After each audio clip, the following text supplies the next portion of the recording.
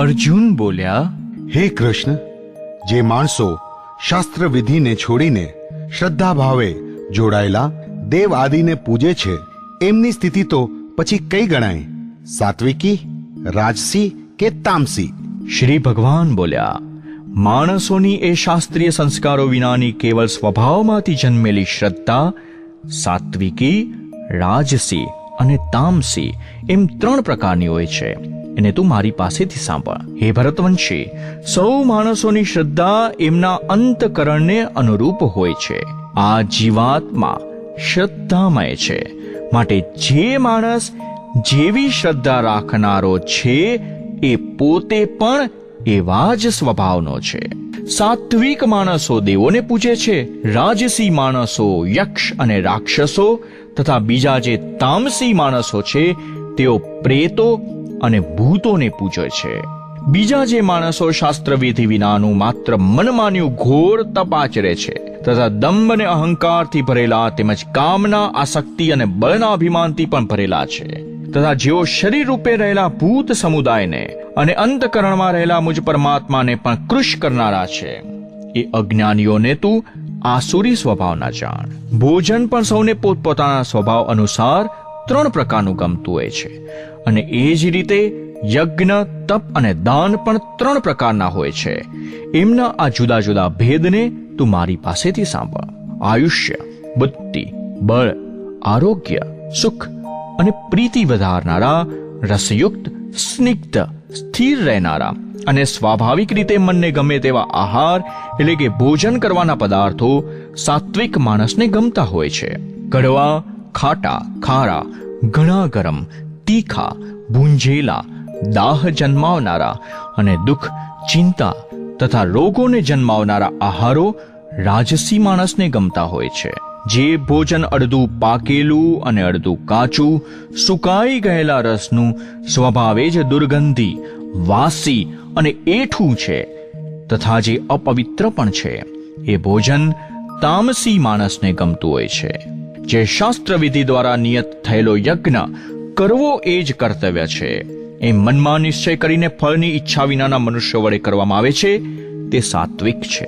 પરંતુ હે ભરત શ્રેષ્ઠ, કેવળ દંભ આચરવા ખાતર અથવા ફળ પ્રત્યે લક્ષ્ય રાખીને જે યજ્ઞ કરાય છે તે યજ્ઞને તું રાજસ જાણ. શાસ્ત્ર વિધિ વિના, અન્નદાન વિના, મંત્ર રહિત વિના, દક્ષિણાને અને શ્રદ્ધા ભાવ વિના કરવામાં આવેલા યજ્ઞને તામસ યજ્ઞ કહે છે.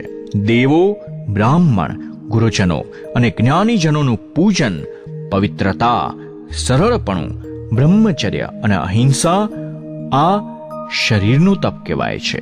જે ઉદ્વેગ ન જન્માવનારું, પ્રિય અને હિતકારક તેમજ યથાર્થ વચન છે તથા જે વેદશાસ્ત્રોના વાંચનનો અને પરમેશ્વરના નામ જપનો અભ્યાસ કરે છે એ જ વાણીનું તપ કહેવાય છે.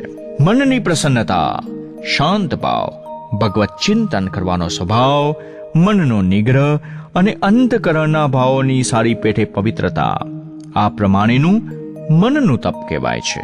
ફળની ઈચ્છા વિનાના યોગીજનો દ્વારા પરમ શ્રદ્ધાથી આચરવામાં આવેલા એ 3 પ્રકારના કાયિક, વાચિક અને માનસિક તપને સાત્વિક કહે છે. જે તપ સત્કાર, માન અને પૂજા ખાતર તથા બીજા કોઈ સ્વાર્થ ખાતર પાખંડથી આચરવામાં આવે છે, એ અનિશ્ચિત તેમજ ક્ષણિક ફળ આપનારું તપ અહીં રાજસ કહેવાયું છે. જે તપ મૂર્ખતાપૂર્વક હઠથી મન, વાણી અને શરીરની પીડા સહિત અથવા બીજાનું અનિષ્ટ કરવા માટે આચરવામાં આવે છે, એ તપ તામસ કહેવાયું છે. દાન આપવું એ જ કર્તવ્ય છે. એવા ભાવથી જે દાન યોગ્ય દેશ, યોગ્ય કાળ અને યોગ્ય પાત્ર પ્રાપ્ત થતા પોતાના ઉપર જેણે ઉપકાર નથી કર્યો એવા માણસને પ્રત્યુપકારની અપેક્ષા ન રાખતા નિસ્વાર્થ ભાવે જે આપવામાં આવે છે, એ દાન સાત્વિક કહેવાયું છે. પરંતુ જે દાન ક્લેશપૂર્વક તથા પ્રત્યુપકારની અપેક્ષાથી કે ફળની દ્રષ્ટિમાં રાખ્યા પછી આપવામાં આવે છે, એ દાન રાજસ કહેવાયું છે. જે દાન સત્કાર વિના કે તિરસ્કાર પૂર્વક અયોગ્ય દેશકાળમાં અને કુપાત્રને આપવામાં આવે છે, એ દાન તામસ કહેવાયું છે. ઓમ તત્સત. એમ આ 3 પ્રકારનું સચ્ચિદાનંદ બ્રહ્મનું નામ કહેવાયું છે. એ બ્રહ્મથી જ સૃષ્ટિના આરંભે બ્રાહ્મણો વેદો તથા યજ્ઞ આદિ રચાયા. માટે વેદ મંત્રોનું ઉચ્ચારણ કરનારા શ્રેષ્ઠ માણસોની શાસ્ત્ર વિધિથી નિયત થયેલી યજ્ઞ, દાન અને તપરૂપી ક્રિયાઓ સદા ઓમ એ પરમાત્માના નામનું ઉચ્ચારણ કરીને જ શરૂ થાય છે. તત એટલે કે તત નામથી ઓળખાતા પરમાત્માનું જ આ સઘળું છે એવા ભાવ સાથે ફળને લક્ષ્યમાં ન રાખતા અનેક પ્રકારની યજ્ઞ, તપરૂપી ક્રિયાઓ તેમજ દાનરૂપી ક્રિયાઓ કલ્યાણની ઈચ્છા રાખનારા માણસો દ્વારા કરવામાં આવે છે. સત એ પ્રમાણે આ પરમાત્માનું નામ સત્ય ભાવમાં અને શ્રેષ્ઠ ભાવમાં પ્રયુક્ત થાય છે તથા હે પાર્થ, ઉત્તમ કર્મોમાં પણ સત શબ્દનો પ્રયોગ કરવામાં આવે છે તથા યજ્ઞ, તપ અને દાનમાં જે શ્રદ્ધા અને આસક્તિ બુદ્ધિ છે તે પણ સત કહેવાય છે. અને પરમાત્માને કાજે કરેલું કર્મ તો નિશ્ચિતપણે સત કહેવાય છે. હે પાર્થ, વગર શ્રદ્ધાએ કરાયેલો હવન, દીધેલું દાન, આચરેલું તપ અને જે કંઈ પણ કરવામાં આવેલું શુભ ફળ છે એ સઘળું અસત કહેવાય છે. માટે એ ન તો આ લોકમાં લાભદાયક છે કે ન તો મર્યા પછી.